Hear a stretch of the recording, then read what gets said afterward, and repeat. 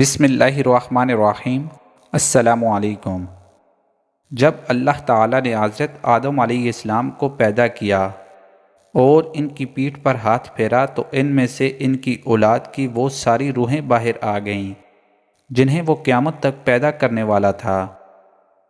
یہ ہاتھ کا پھیرنا اور ذریت کا نکلنا اپنی حقیقت پر قائم ہے۔ پھر ان میں سے ہر انسان کی آنکھوں کے بیچ میں نور کی ایک ایک چمک رکھتی۔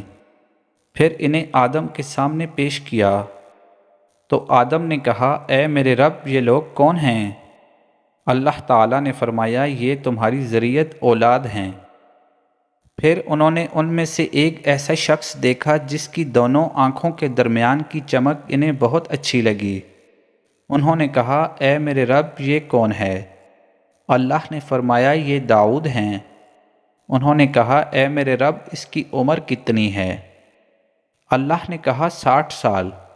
انہوں نے کہا، میرے رب، میری عمر میں سے 40 سال لے کر ان کی عمر میں اضافہ فرما دے۔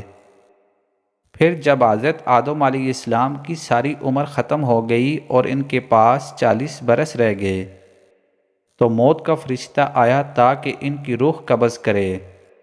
آدم علیہ السلام نے کہا، میری عمر کے 40 سال ابھی باقی ہیں۔ اس نے کہا، آپ نے یہ 40 برس اپنے بیٹے داؤد کو دے دیے تھے۔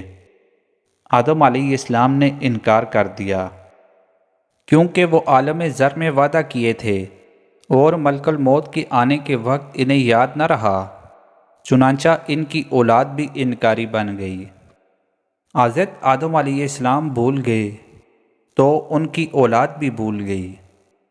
آدم علیہ السلام نے درخت سے پھل کھا کر ایک غلطی کی تو ان کی اولاد بھی خطا کار بن گئی، کیونکہ اولاد اپنے باپ کے مشابہ ہوتی ہے۔